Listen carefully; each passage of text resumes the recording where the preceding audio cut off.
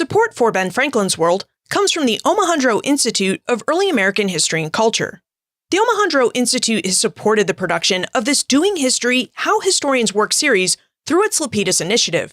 The Lapidus Initiative for Excellence and Innovation in Early American Scholarship furthers the OI's efforts to support more projects through its intensive editorial program and to employ and develop technology that makes all of the work that goes into excellent historical scholarship available and transparent to the public. A generous gift from Sid and Ruth Lapidus made the Lapidus Initiative possible.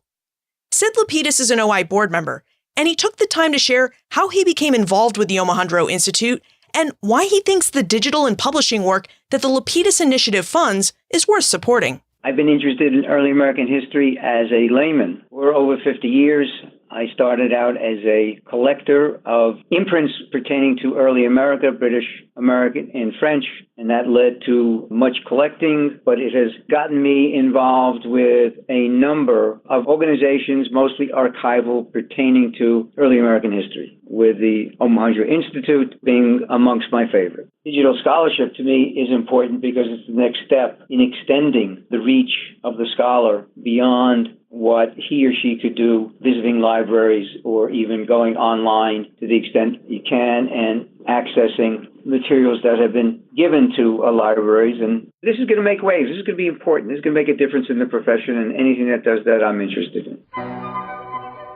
Welcome to Ben Franklin's World, a podcast about early American history with Liz Covart. The study of history is key to understanding who we are and how we can affect a better future. Ben Franklin's World will introduce you to historical people and events that have impacted and shaped our present-day world. And now, here's your host, Liz Covart. Hello, and welcome to a special bonus episode of Ben Franklin's World, the podcast dedicated to helping you learn more about how the people and events of our early American past have shaped the present-day world we live in.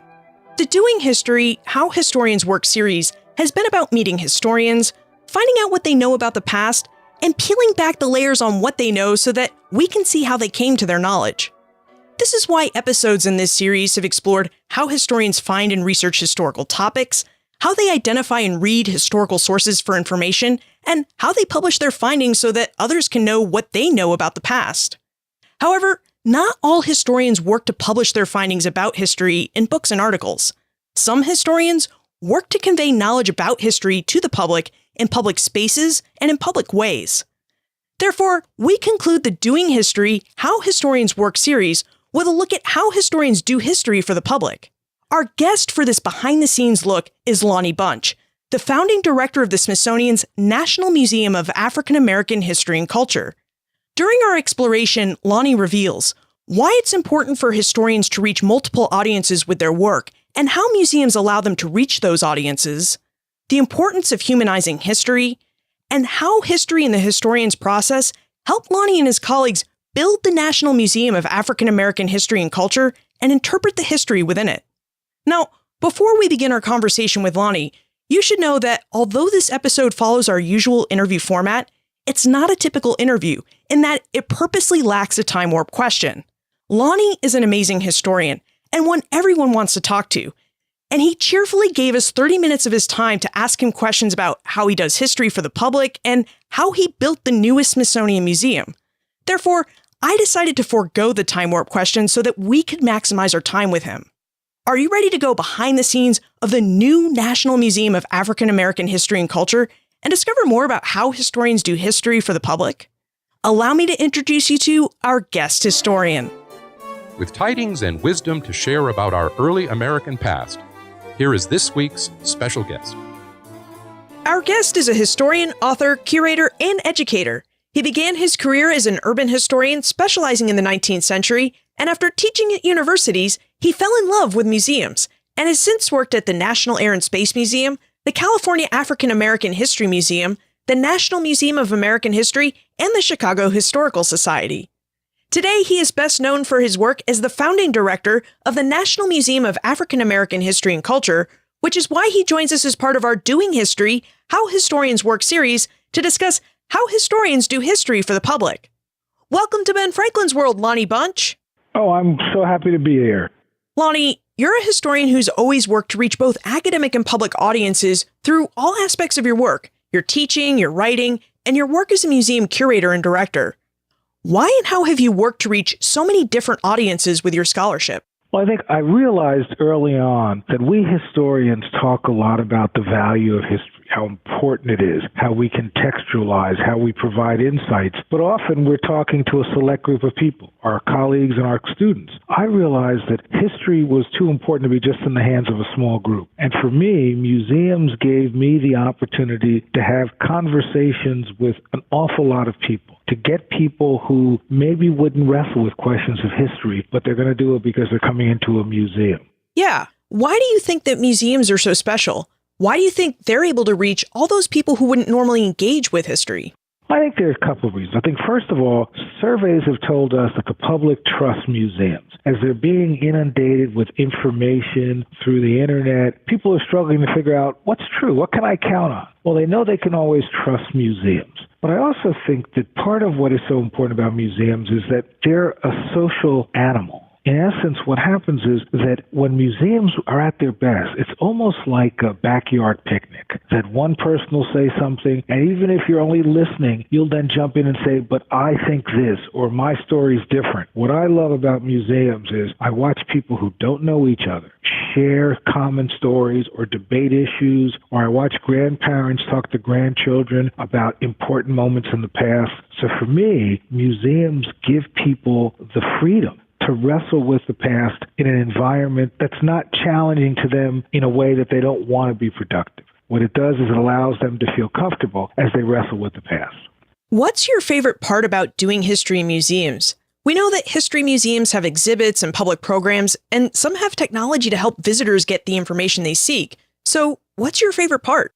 My favorite part, candidly, is realizing that if you're going to work in a museum, you can't tell the past without learning from the living community. So I love the fact that when we collected an artifact like freedom papers from a particular family, the family also told us about how important the document was to them or how it was passed down, what were the traditions around it. So for me, my favorite part is being able to take an object, take a story, and learn so much more from the people who owned it or who were shaped by it. When we spoke with Jim Horn about different historical sources, he told us about oral histories and how they can be great and also problematic.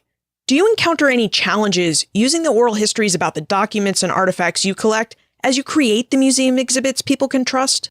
Well, I think that we know as scholars that memory is something that you can't always count on. And so part of what we always do is try to find different pieces of evidence to support the kind of oral histories that we do. But sometimes it's important to just let people's memories be out there, because those memories will shape and push other people to share their stories. And the more evidence, the more truths you can find, the closer you can become to get the historical accuracy. It sounds like you can almost use the oral histories you collect to make history more personal and current rather than just something that happened ages ago.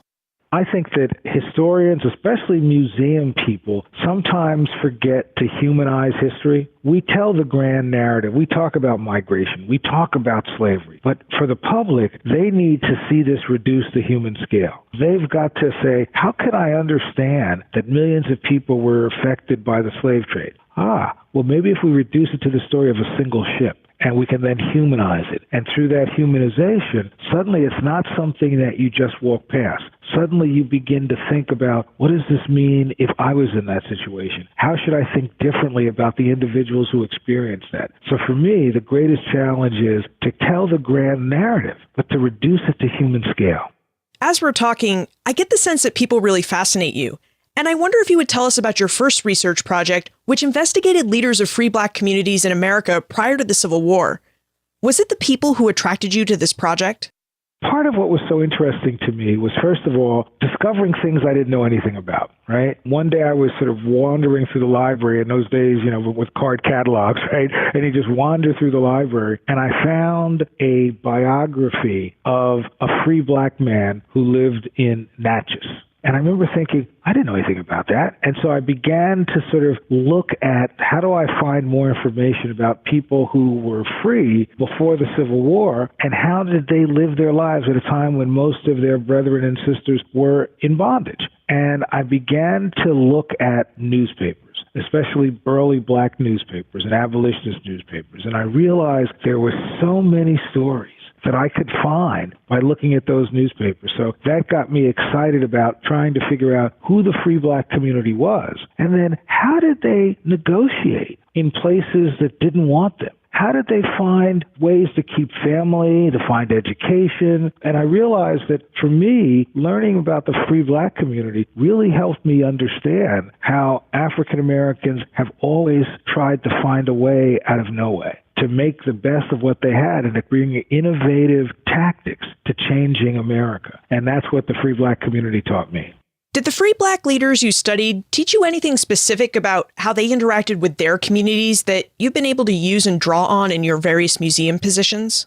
One of the things that I learned from that early project was how strategic people were and how innovative they were in utilizing the resources of their day, whether it was suddenly utilizing the press to convey information. And so it really helped me throughout the rest of my career think about how do African Americans, how do many people make a way out of no way? What are the traditions? What are the techniques they bring? How are people full of the ability to improvise? And that notion of improvisation has really shaped the way I've looked at the African American community through my whole career. I'm fascinated by the innovation that people have brought, whether it was the way the civil rights movement utilized the media to get public attention. And so for me, it really was saying that change doesn't happen without real strategy, without creativity, but also without a boldness that comes from innovation. It seems like you must have had to get innovative and strategic with your present job, because earlier this year, in 2016, you wrote an article for Smithsonian magazine and noted that when you assumed the position of founding director of the National Museum of African American History and Culture, you had quite a few tasks to accomplish. You had to articulate a vision for the museum, hire a staff, find a site to build the museum, amass a collection, design and construct a building to display said collection, raise over $500 million, ease apprehension among African American history museums by showing them how a National Museum of African American History and Culture would benefit all museums, learn how to work with the most powerful and influential museum and cultural board, and answer all arguments that the museum was unnecessary. This is not a short to-do list, Lonnie. Would you tell us what role history and your research played in helping you accomplish those tasks? Well, I think first of all, anytime as a historian you are doing research, you're writing something, the first thing is to figure out how to make order out of this, how to make order out of chaos. So in a way, being able to sort of look at a big picture and to reduce it down to say, here are the steps I need to take to get from A to B. And that helped me begin to define this. And then I thought, for example, what was the most important thing to do? The most important thing to do was to create a vision. And part of that vision of saying that how do we take a museum that on the surface is about a particular community, but how do you take that community and use it as a lens to understand what it means to be an American? To say this is a broader story. It is a particular story. It is a story that a community can find great solace and inspiration from. But even more importantly, it's a story that profoundly shapes all Americans. And that really came from really looking at people like, Phyllis Wheatley or Frederick Douglass or Ida B. Wells, who basically claimed their Americanness. They claimed the fairness that they expected from America. So for me, claiming the Americanness of the African American story was really the key to crafting the vision for the museum.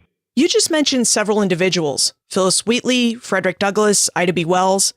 And part of being a historian is being able to look at the evidence you've collected and deciding which people and stories to include in your book, article, or museum exhibit, and which people and stories to leave out. What was that process like for you while you were crafting the vision for the museum and crafting the museum itself? That was probably one of the hardest things because on the one hand, because the museum didn't have a collection, you were suddenly free. Right? Normally when you do a museum exhibition, let's say you look and see, what do you have in your holdings? And that may shape some of the intellectual questions you want to ask. Well, because we had nothing, that meant that we had to really think from the very beginning, okay, what should this be? So on the one hand, it was a blank sheet of paper, which was wonderfully liberating. And on the other hand, as anybody that's ever written knows, that sometimes that blank sheet of paper is so terrifying. And so part of what I had to do was to realize that the way this was going to work is to call on my colleagues. And one of the things that the Smithsonian can do is we're the great convener. We can call any scholar anywhere in the world, and they'll help us. So that's really what we did, is I said, let's talk to the best scholars and see what they think this museum should be, and then let's spend 2 years interviewing the public, doing focus groups, doing scientific sampling, and find out what they think this museum should be. And then we sat down with my curators and educators and said, okay, based on what we're hearing, here's the directions I think we should go. It sounds like you used the historian's toolkit or process to not only shape the vision for the museum in the same way that other historians shape a narrative for a book or article, but to also figure out what stories historians and the American people wanted the museum to tell. Absolutely. It really is nothing but what you've been trained to do as a historian, which is gather evidence, listen to folks, make your judgments, make your own arguments, and be able to defend it. And while this was frightening to say, oh my God, we can do anything we want, it was also really liberating because it really helped us think about how do you make this a broader story? How do you not make it just a story by African Americans for African Americans? And so I think being able to draw evidence and conversations from my colleagues as well as from the general public helped us to do that, helped us to come to one important phrase. And that phrase was, we did not want to give the public not just what it wanted. We also wanted to give the public what it needed. What stories it needed to hear about slavery or questions of gender that maybe not all the public wanted us to talk about. So I think it was really helpful to be able to really try to find that tension between what people wanted and what they needed. Is the tension between what people wanted and what people needed similar to the tension you've discussed in other interviews, which was that you really wanted the National Museum of African American History and Culture to be a place that found the right tension between moments of pain and stories of resiliency and uplift? Absolutely. I think that as I began to talk to a variety of potential stakeholders, it was interesting the different points of view. There were people who said, we want to support this museum because this will tell us what America once was, but now we're not that anymore. Right? As if somehow by looking back at the African American experience, we can say we were once flawed, but now we're not. Right? There were other people who said, well, this has to be a Holocaust museum. You've got to focus this on all those moments of loss and pain where America didn't live up to its stated ideal. And then there were others who said, well, what we really want is a museum of famous first and positive images so that we can lift the burden of racism off our children. Well, I listened to all that and I realized that in some ways they were all right. So I needed to find the tension that said, here are the moments that will make you cry as you ponder the pain of slavery or segregation. But you can't understand the kind of resiliency, the improvisational nimbleness without understanding the loss and the sacrifice. So I think we tried to, looking at every exhibition, trying to make sure that in the totality of the museum, you had that right tension. There were exhibits where you see an awful lot of difficult moments, others where you see less so. But if you look at the totality of the museum, I think we found the right balance. How did you decide which stories would be stories of pain and which would be stories of uplift? I think partly it was realizing after we talked to the scholars, and we talked to them almost every other month, but after a certain point I said, okay, we've heard enough, we've heard from the general public, let's go ahead and basically write big circles on paper and say, okay, we need to make sure we're telling the story of the colonial origins of the United States. Or we need to know that we're going to tell the story of the Civil War, for example. But I said, but we don't know how we're going to tell that story until we find artifacts. So part of it is to really say we knew what we wanted in terms of the broader framework, but we wanted to find artifacts that would help us tell those stories. And then when we did that, I basically then sat down with the curators and said, you have to tell the kind of unvarnished truth. So it meant that when we talked about slavery, we talked about it both in terms of what it meant to an African American community, but also what it meant to a broader American community. So it really was sort of an iterative process of looking at each story we wanted to tell, each of the exhibitions we wanted to create, what are the arguments within each exhibition, and making sure they had the right tension between resiliency and uplift and moments of despair. I wonder if you would tell us about one of the exhibits at the museum, maybe even your favorite exhibit, and use it to tell us about the curatorial process. Because throughout the Doing History series, historians have told us how they find, gather, and read through historical sources, and how they write history books and articles based upon what they've found and read. And historians who work in museums write history too, but they have like this awesome opportunity to write a very visual history, using some of the historical sources, no less, that they found to do it. And it would be really interesting to hear how you write a visual history in an exhibit. Well, first of all, I think you have to do what any historian has to do. You have to look at the evidence, you have to do your research, you have to make sure you're conversant with the secondary literature so that you really have immersed yourself in the field, right? Whatever the story is. And then what was really important was to help curators begin to write visually. In other words, we're not writing books on the wall, so it's not enough to write great narratives. That an exhibition is really a marriage of word, idea, visual, and artifact. And so some people, like when I started early in my career in museums, I actually took some film writing classes, script writing classes, because I thought film was the best medium where people had to write visually. So I've always used the sort of tricks and lessons of film criticism and pass that on to my curators. But then if curators don't have that skill, that comes from the interaction with designers and educators.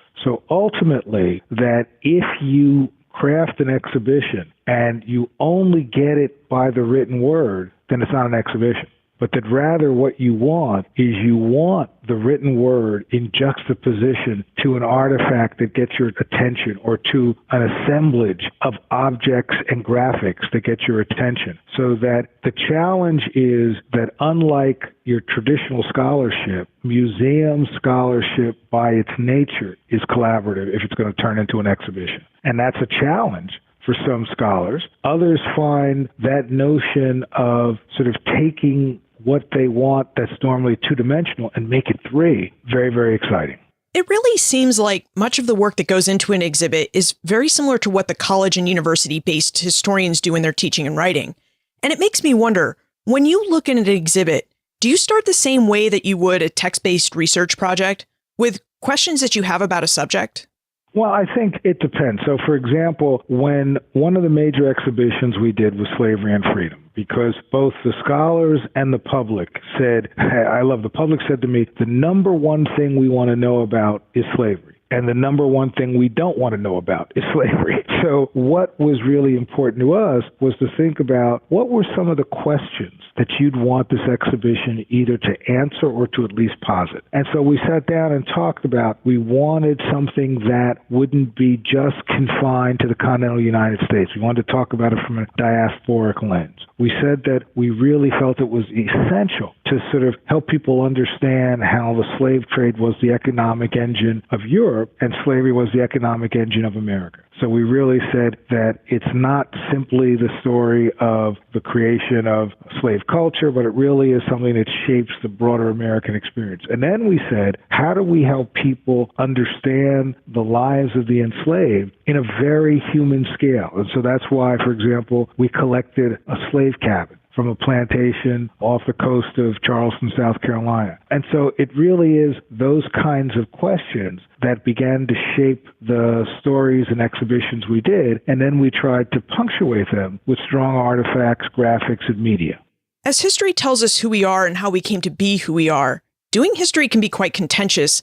And you've just told us about how you and your curators created an exhibit about slavery and freedom, which are subjects that the public told you both wanted to know about and didn't want to know about. Would you tell us about some of the other challenges you faced from members of the public and perhaps other museums while trying to build the historic and cultural institution the Smithsonian tasked you with building? First of all, it was to convey to anybody who began to work here that that was going to happen, that this was going to be a contentious debate, that you were going to realize that just being smart and scholarly wasn't enough, that part of my job was to create an environment that would protect the scholarship. So I recognized that working in the federal environment, I needed to have relations in Congress. obviously relations with my peers around the country, so that people would feel comfortable doing the difficult work that they did. And then I think it was crucially important for us to really say, let us tell the stories we need to tell. Don't worry about whether you're going to be criticized or not. I'll handle that. Your job as a curator is to give me the best scholarship on whatever the subject is, whether it was on the diaspora or on music or on film and theater. And let's make sure we've got the most cutting-edge interpretation, but I'll make sure that we can survive the culture wars. It sounds like your historian's training really helped you build a museum and craft its exhibits.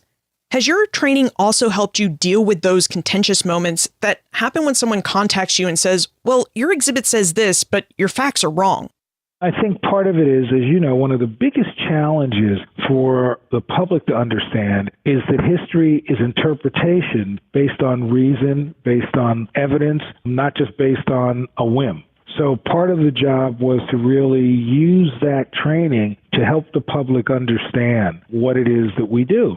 And one of the things we're trained to do with our history is we're good at making an argument, right? So I'm used to listening to people raise counter arguments, but also have enough faith in our own scholarship to say, well, this is where we're going to stand on this argument. The other thing that was really crucial was to recognize that we had to be ready to answer any criticism, because unlike when you write a publication or a monograph, most of the critics are people who have comparable training as you. When you're working in museums, the critics can be, people who know very little or who convince that they understand something in ways that other people do not. And so you have to really it's almost like a classroom. You've got to be able to explain what you want to do to different portions of the community and help them all explain it and help them all understand it. The present influences how we view the past, and I wonder if you have any hopes for how the present of the future will influence the stories that the National Museum of African American History and Culture will tell in the future. Well, my hope is that, first of all, we've crafted a museum that is as much about today and tomorrow as it is about yesterday.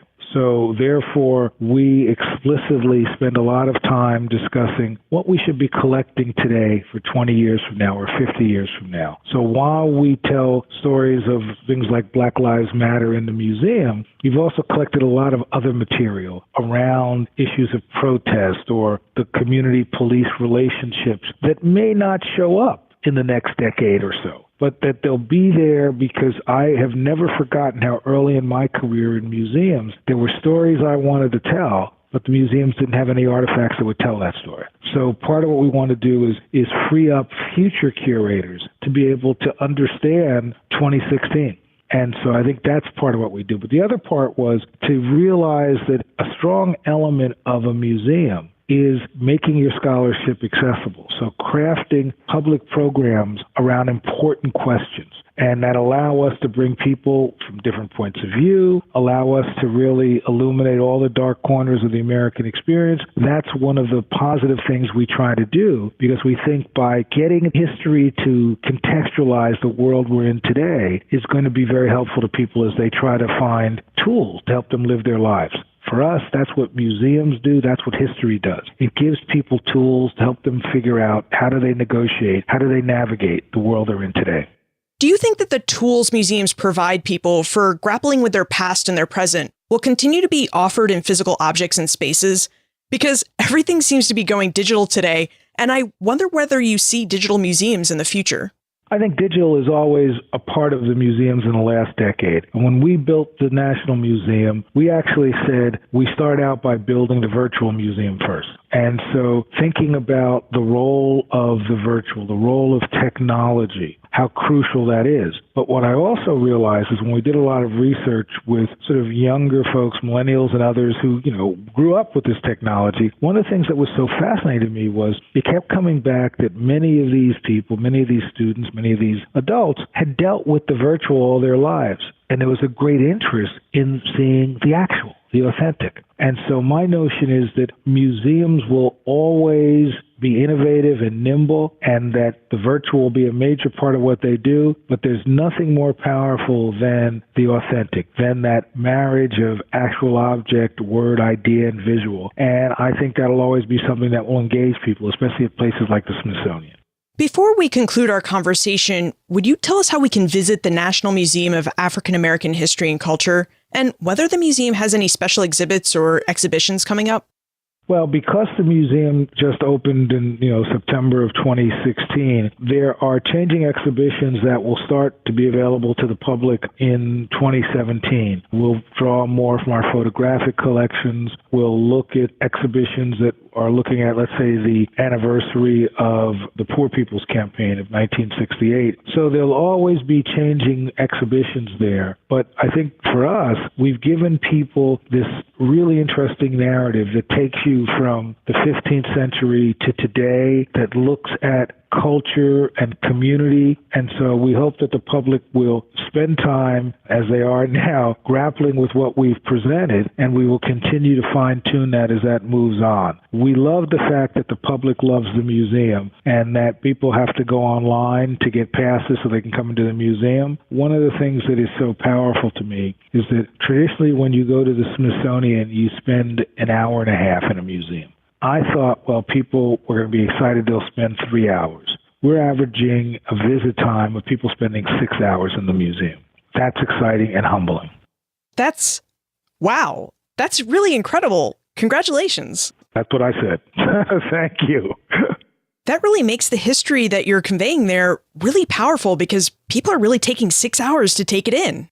What you hope is that people, not everybody's going to read every label, but you hope people understand the juxtaposition between the labels and the artifacts. And part of what's happening is people are really trying to understand that, but they are having those conversations. You see it over and over again. I guess, let me give you one great example. A woman came in, she was taking her probably 12-year-old son through the museum, and she was at a point where we were talking about the assassination of Medgar Evers, the civil rights leader from Mississippi, and she noticed that there was a woman standing there kind of listening as she was explaining what happened to her son. Well, it turned out the woman was Medgar Evers' daughter, and she was in one of the pictures that they were talking about. And what was so wonderful is that the son, the 12 or 13-year-old son, suddenly realized this was not about something that happened so long ago, but it was about people like him. And he reached over and hugged her and thanked her for her family's sacrifice.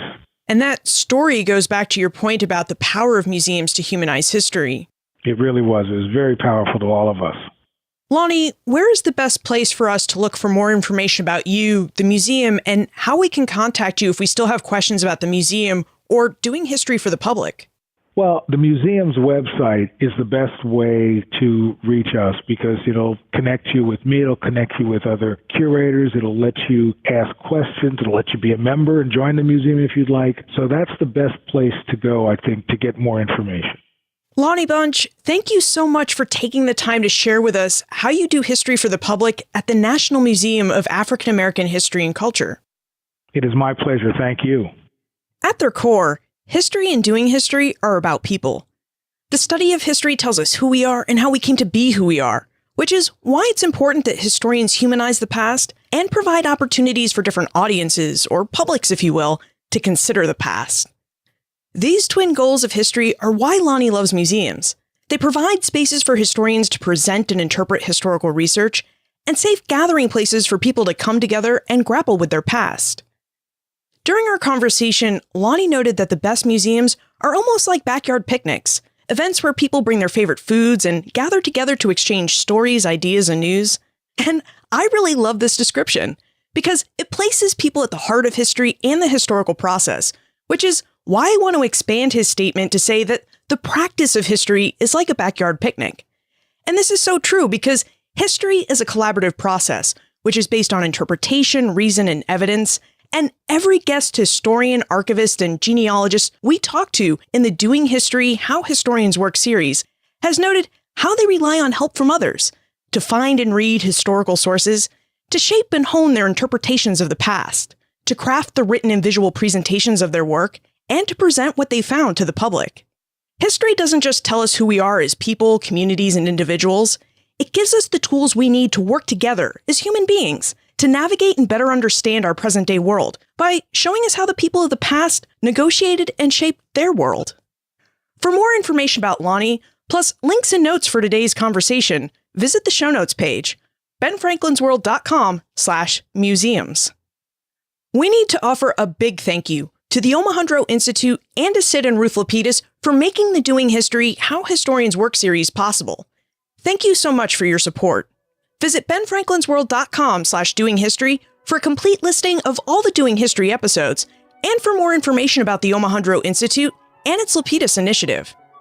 And while you're browsing the Doing History webpage, be sure to check out our sneak peek of Doing History Season 2, Doing History to the Revolution, a series that will take you through the history of the American Revolution and the different ways historians approach, understand, and portray its events. Thank you for joining me for this exploration of how historians work. If you have any questions or feedback about this bonus episode or any of the other series episodes, send me an email, liz@benfranklinsworld.com, tweet me @LizCovart, or post a comment in our listener community on Facebook. And remember, never leave till tomorrow that which you can do today.